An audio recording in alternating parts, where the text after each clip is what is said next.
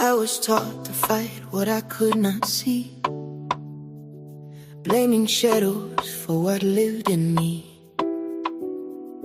naming enemies in the dark of night, while fear and shame shaped my sight.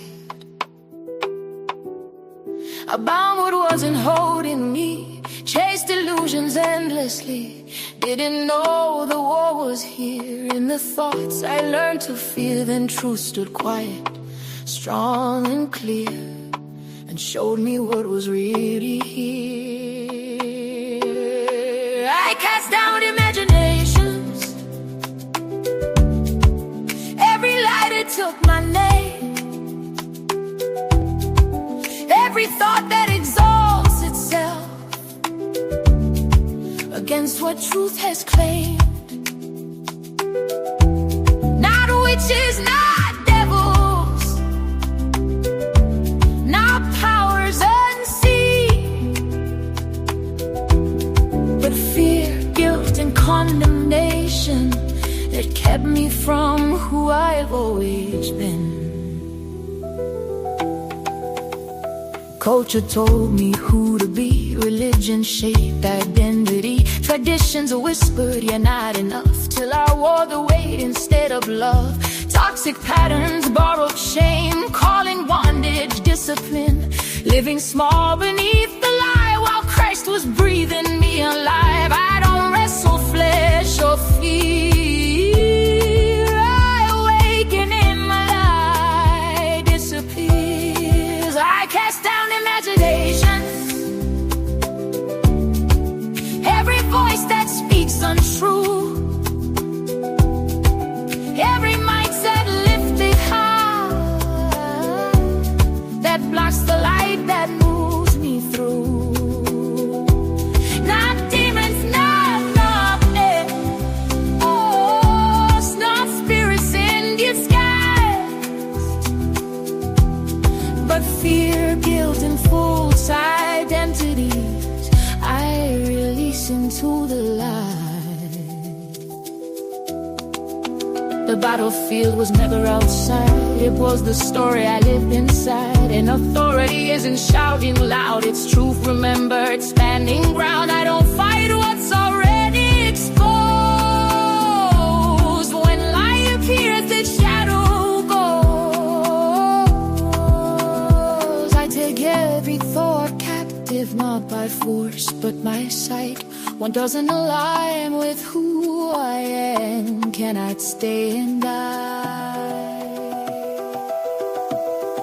I cast down imagination, every system built on fear, every lie that tore my soul to live beneath what's sheer.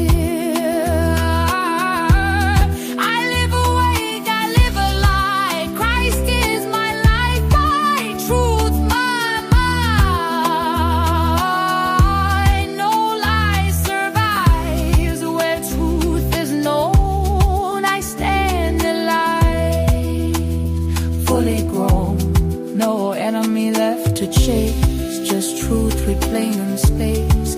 I don't fight shadows anymore. I lead from who I am, make a call.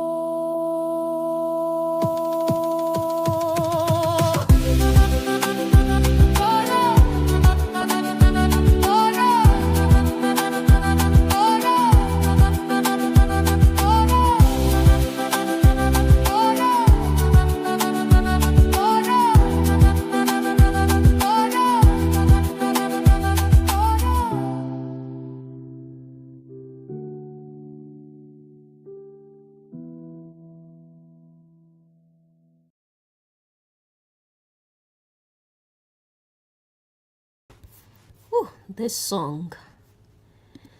song always does something to me inside.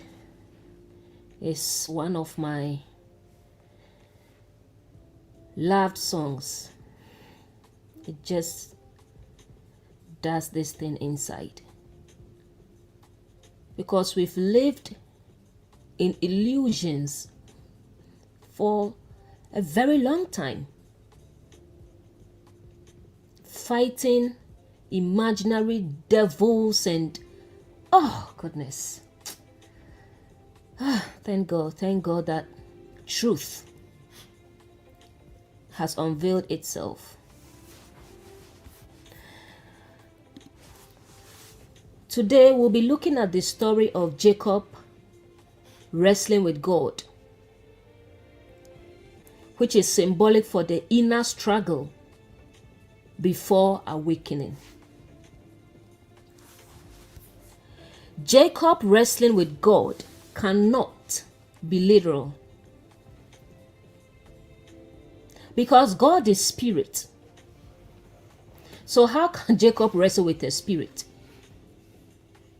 So the story cannot be literal. Truth cannot be overpowered. Awareness cannot be physically restrained. So, what is this text describing? It is describing ego resisting awakening. This is something every human goes through before truth settles. Jacob represents the egoic self, the identity built on fear, survival, comparison, and performance. The wrestling is not God fighting Jacob. As we said, God is a spirit. So it's not God fighting Jacob. It is Jacob fighting the truth about himself. Ego always resists awakening. It resists surrender. It resists exposure. It resists alignment. That's why the struggle happens at night, a symbol of unawareness.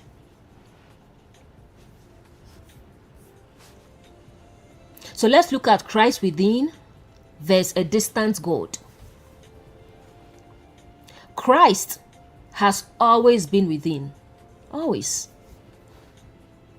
But we were taught about a distant Father due to unawareness. A Father far away, watching, judging, withholding. And that misunderstanding shows up in how we pray and worship. Because of that, prayer becomes shouting, begging, bargaining, threatening, groveling. Worship becomes performance. But prayer was never meant to be negotiation. And worship was never meant to be self-abasement. Prayer is alignment. It's not saying words. It's alignment. Aligning the soul to spirit so Christ can reign. That's prayer. Once alignment happens, nobody will show you how to pray. You yourself will know what to say because now you are aligned. So sometimes you even say anything because prayer is not saying words. It's alignment. That's what it meant by Jesus went to pray. Anytime Jesus goes to pray, he's not saying words. He's aligning himself so ego can stay low.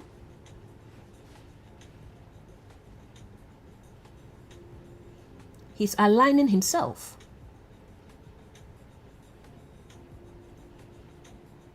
Same thing with worship. Worship is recognition of source. Worship is recognition of the Father within. That's why Jesus said what? God is a spirit, and they that worship him must do what? Worship him in spirit and in truth. It's recognition, not singing.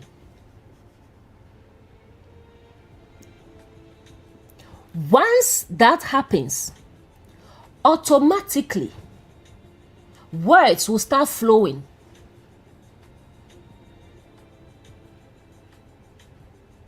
When alignment replaces effort, prayer becomes quiet.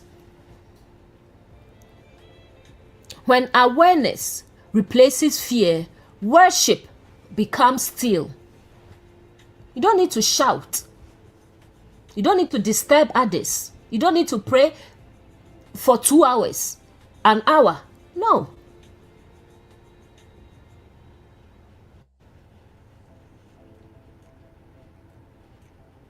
Because honestly, once you are awakened, prayer actually becomes thanksgiving. It becomes gratitude. It doesn't become asking God for something, no.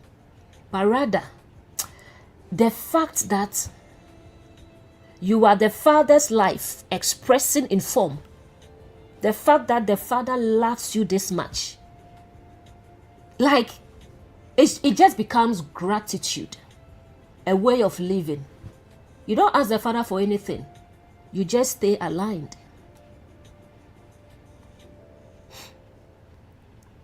Now, let's look at why religious ego attacks liberation. Let's look at why messages of liberation are attacked. Not because they are false, but because they threaten egoic identity. When you preach the gospel of Christ, what Paul preached, what Jesus preached in parables, you hear reactions like, are you saying salvation is universalism? Are you saying everyone is saved? You are preaching a false doctrine. Not everyone is a son of God. You must be born again. Because ego cannot stand to hear freedom. And these responses reveal something deep. They are not protecting truth. They are protecting belonging structures. Ego wants insiders and outsiders, winners and losers, saved and unsaved, some going to heaven and some going to hell. The deception of ego, thinking it's above others.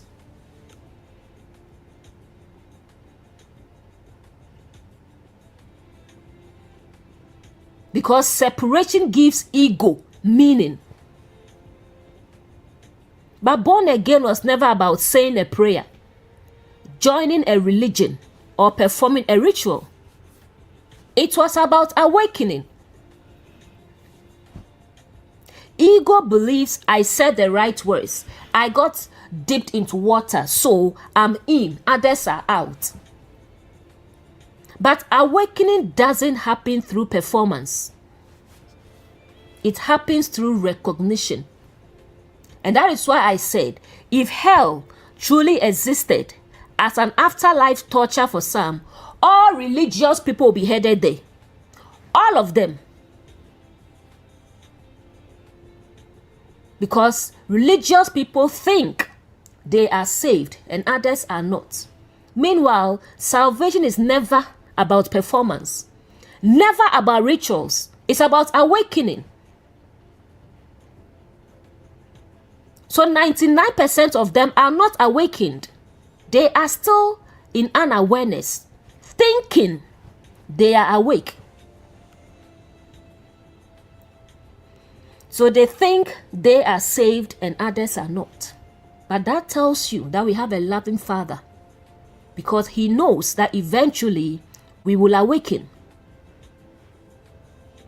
Because truly, if hell existed as an afterlife torture, 99% of humanity will go there. Because who can meet the standard? Who can meet the standard? No one, not even the religious ones.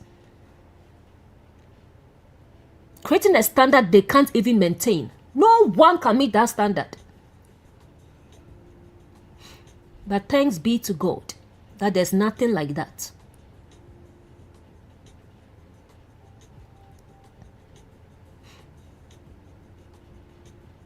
Awakening happens through recognition, because Christ is for everyone, not as religion, but as truth.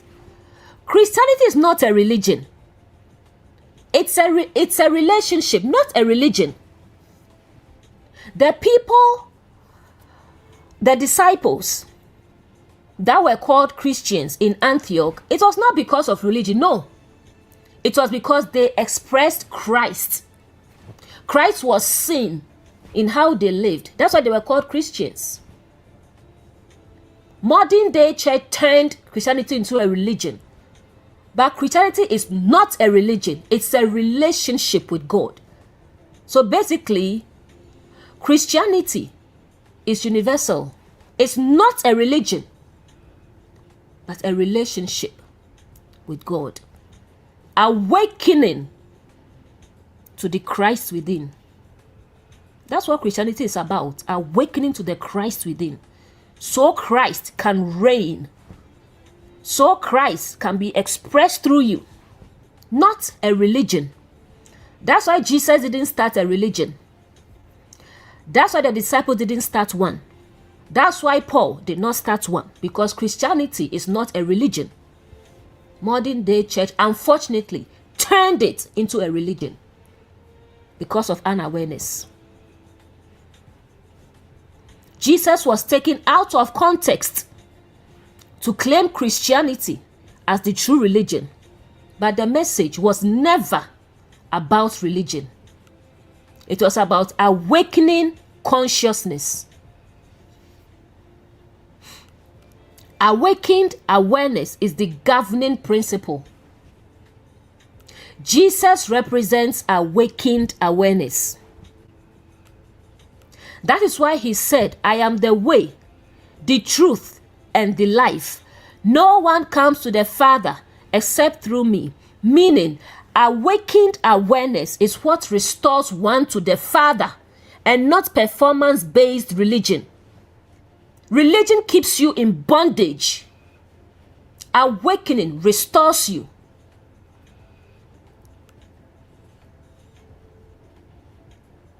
Religion will always find a way to keep people striving.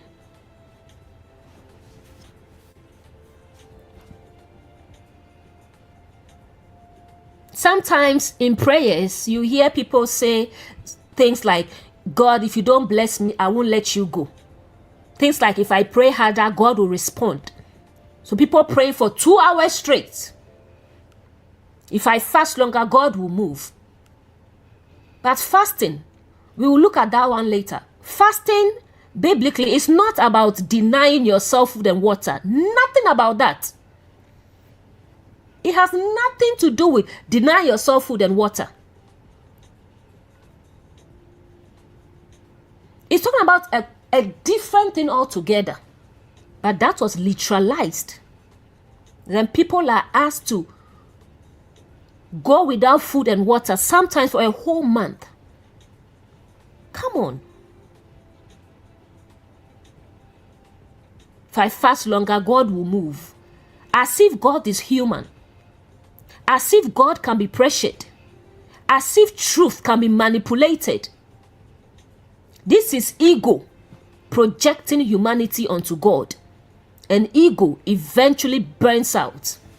Because performance is exhausting. Let's look at the striking of Jacob's hip.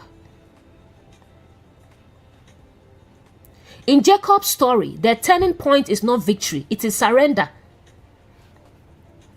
The striking of the hip represents the collapse of self-reliance, the weakening of egoic control, the end of striving. Jacob stops fighting, and that's when transformation happens. That's why his name changes from Jacob to Israel.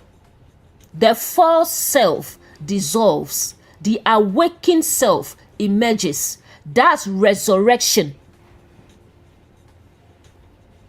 Name change always follows identity shift. That's why we also see what? Abram to Abraham. Sarai to what? Sarah. Resurrection. The false self dissolving and the true self awakening. The pattern is consistent. Ego resists truth. Truth does not fight ego. Ego exhausts itself. Awareness settles. Identity transforms. This is not punishment. It is not judgment. It is awakening. Religion just does not like to see people free. Not because freedom is wrong, but because freedom removes control. The moment a person awakens, religion loses leverage. That's why everything becomes labeled good, evil, clean, unclean, approved, forbidden. This is exactly what the tree of the knowledge of good and evil represents. Not morality, but dualistic labeling. Once consciousness eats from that tree, everything must be categorized. And once everything is categorized, fear can be managed. So when someone begins to awaken, the labels come quickly. Quickly. If you speak about inner awareness, oh, that's false doctrine. If you practice meditation or stillness, it's labeled evil. Yet, scripture talks about meditating on the word day and night, in awareness and in unawareness. Yet, religion labels it evil. If you explore yoga or breath, oh, it's demonic. If you question fear-based teaching, you are rebellious. It's like you can't even have freedom to do anything. You are restricted. And that's why hypocrisy becomes unavoidable. You hear rules like, don't do tattoos. Don't dress this way. Don't listen to this. Don't associate with that. Do this. Don't do that. But the people enforcing these rules are often exhausted, frustrated, hiding, or performing. They are doing the opposite behind closed doors. Yes, they are setting rules for you, giving you standards they themselves cannot maintain. That's why we see what? Hypocrisy. Because life was never meant to be managed externally. Life knows how to live when it awakens. Awareness knows what aligns and what doesn't. You don't need fear to guide behavior when clarity is present. And this is why people eventually walk away from religion. Not because they want to be involved in more bad habits. Not because they hate God. Not because they are rebellious. But because religion becomes too exhausting. It restricts freedom. It doesn't allow people to be human. It sets standards it cannot maintain, and then it shames people for failing. And that cycle breaks people eventually. And instead of asking, is the system wrong? Religion says you are weak. But once awakening happens, something shifts. You don't need constant monitoring. You don't need external rules. You don't need fear-based motivation. Life begins to guide itself because you've awakened to your true self. So automatically, anything you were doing before, it stops because you don't identify with them anymore. You've awakened to your true self. Life begins to guide itself when it awakens. Not perfectly, but honestly. Mistakes become teachers, not condemnations. Growth becomes natural, not forced. Integrity replaces performance. That's what scripture was pointing to all along. The tree of the knowledge of good and evil was never about sin. It was about living from labels instead of life. Christ does not return us to ignorance. Christ returns us to clarity, to freedom. From managing behavior to living aligned. Religion fears freedom because freedom ends dependence. But truth does not need dependence. Truth invites awakening, and awakened life knows how to live.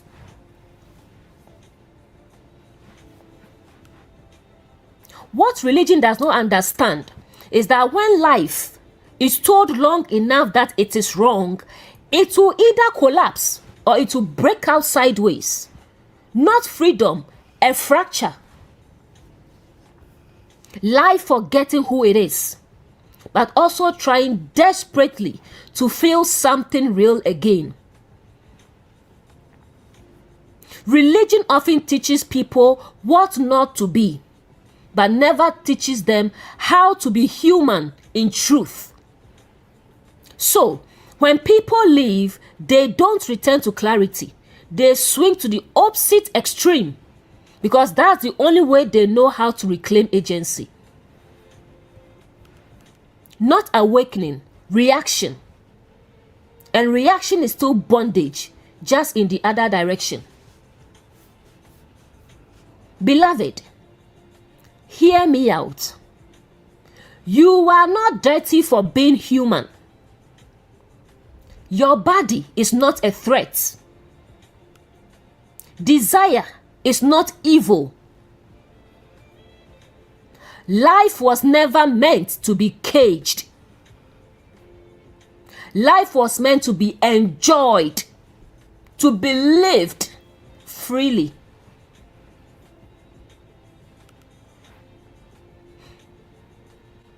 And the sad but painful truth is, religious people often crave freedom just as deeply as those who live, sometimes even more.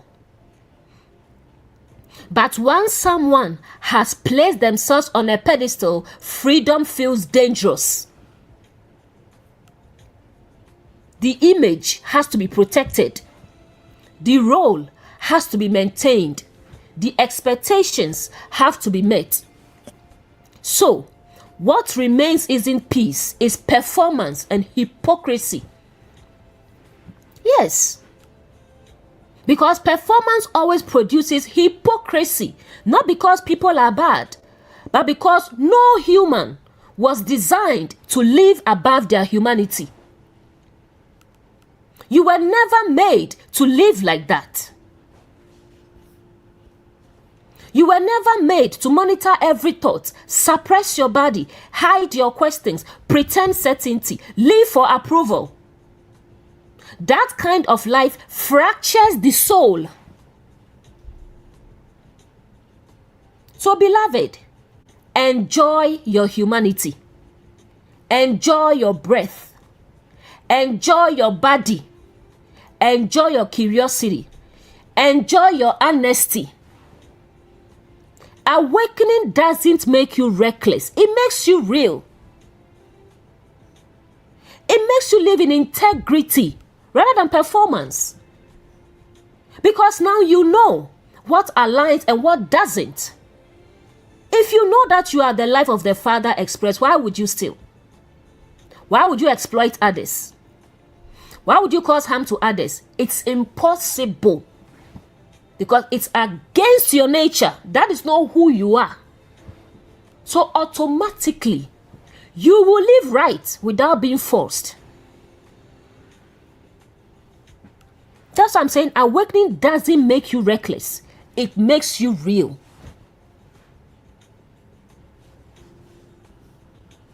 Because what? You were living in unawareness. And now you've awakened to truth.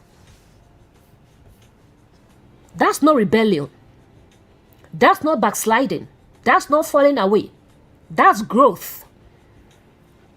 And no one can condemn you for seeing clearly. Condemnation only works when fear still governs. Once awareness returns, condemnation has nowhere to land. People may talk, they may label, they may misunderstand because they've not awakened. And you understand because you know they are responding from the place you've already outgrown. You were once there. Paul will say you were once darkness. You were once darkness. But now you are light. You've awakened. You were once living in unawareness. But now you've awakened to awareness. You are not losing faith. You are losing fear. And fear always screams when it's about to lose its grip. So let them keep their pedestals if they need them. You don't need one. You don't. Now let me say this to you so you understand why Jesus came. When Paul says God made him sin, who knew no sin, he is not saying Jesus became immoral, corrupt, or guilty. And he's not saying God needed a ransom. That reading only exists if the Bible is forced into a legal, transactional framework. What Paul is describing is incarnation into the human condition. Biblically, sin is about missing the mark, missing awareness, missing alignment. That's why if you see it, it will say sin and sins. Sins are the symptoms of sin. Sin is the root problem. Sins are the symptoms. Once the problem is fixed, sins will adjust itself.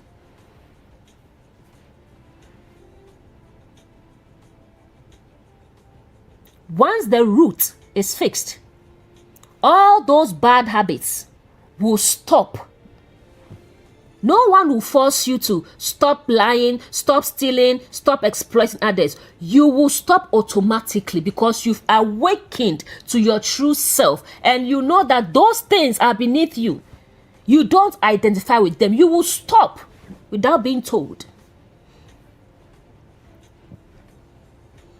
So made him sin means Jesus entered the state of human unawareness. Not by corruption, not by rebellion, but by participation. Jesus entered darkness, egoic systems, false identity structures, fear-based religion, inherited separation narratives. He did not stand outside humanity fixing it. He stepped into humanity, revealing it. That's why Paul says he knew no sin. Jesus was not identified with ego, but he entered the condition where ego rules. This is exactly why he was baptized. Not because he was sinful, not because he needed cleansing, but because baptism is symbolic death. It represents the surrender of the old identity, the release of egoic selfhood, the letting go of inherited narratives. That's why baptism happens before public awakening. Jesus submits to the symbol humanity must pass through, which is the end of the false self. Everyone has to get out of darkness into light. The false self has to be dissolved for your true self to awaken. It's a must. A must. This is also why the Spirit descends after baptism, because awareness always follows surrender. When Jesus says, I lay down my life, he is not talking about dying to appease God. He is talking about laying down of ego. Life here does not mean biological existence. It means identity. He is saying, I surrender the false self so awakened life can be revealed. That's why he also says, no one takes it from me. This is not murder. It is voluntary ego death. Jesus was never meant to be a payment. God did not send Jesus to die for anyone. Because sin is living in unawareness, missing the mark. So why would blood be required to awaken someone? Why? The cross was never a divine mandate. It was opposition to truth. Never a divine mandate. Jesus was meant to be a demonstration, a revelation of what awakened humanity looks like. What alignment looks like, what life looks like when fear no longer governs. That's why he doesn't teach people to worship him. He teaches them to see. Follow me is walk this awareness. He says what? The kingdom is within you. The Father and I are one. My Father and your Father. My God and your God. He was a revelation to humanity. Jesus doesn't rescue humanity from God. Jesus reveals humanity to itself. Genesis named the intent.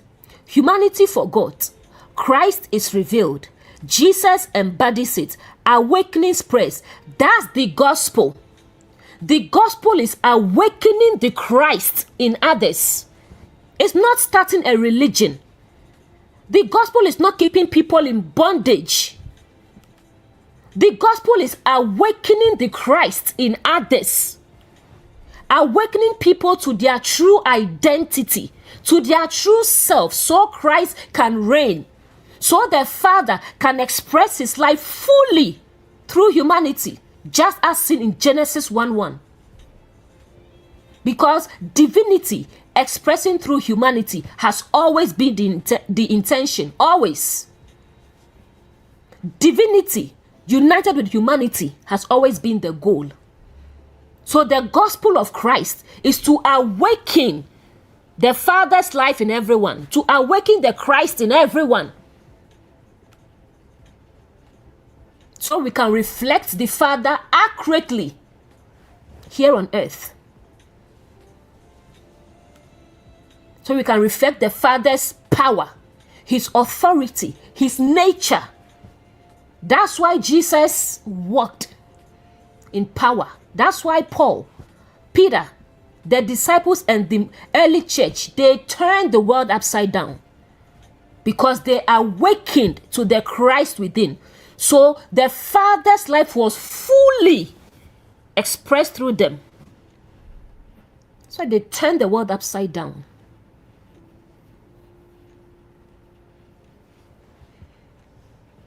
And we will walk The same power they walked in.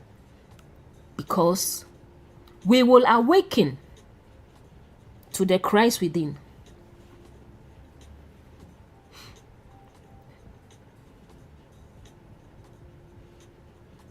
Jesus did not come to die instead of us. He came to show us how to die to the false self. He did not become sin by corruption. He entered unawareness to illuminate it. He did not save us by blood. He awakened us by truth. And once you see this, the Bible stops being violent and starts being deeply compassionate. Because everything you see in the Bible is symbolic language. Not everything though. Some are literal. But most of them are symbolic language that needs to be decoded. So you can see the true intention of the Father. That is not what you see. The Bible is not violent. The Father is not violent. All the violence you see, they are all symbolic languages. And we will get through all of them eventually. So you see that it's talking about human consciousness. Nothing about violence. Beloved, you are allowed to be human. You are allowed to be awake, grounded, and free. When life remembers itself, it knows how to live. So, shift awareness. Remember who you are. Awaken to the Christ within and live as you were designed to be. This is all I have for you today. And I will see you next time. Have a good one.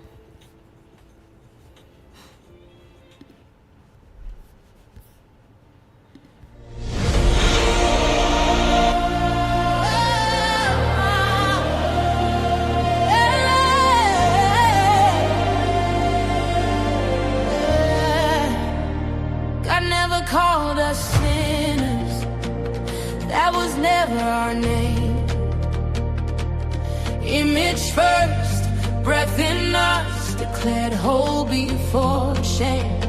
They told us we were broken, they told us we were lost, but life was always present. No blood, no debt, no cost. If God is life, why preach fear? If life is here, why say he left? We are not sinners reaching for God. We are his life from the very start. Humanity, expression revealed, not condemned, just healed. Christ within, not far away. The truth was always here to stay. No altar built on guilt and pain. We remember, break the chain. Break the chain. Break the chain. Break the chain. Jesus didn't come to fix God's plan, didn't come to change his mind. He came to show us what we are when we stop living blind. Who told you you were naked? That was always a clue. The lie wasn't what you did, it was what you believed was true. Adam didn't rebel, Adam forgot. God didn't leave, religion lied.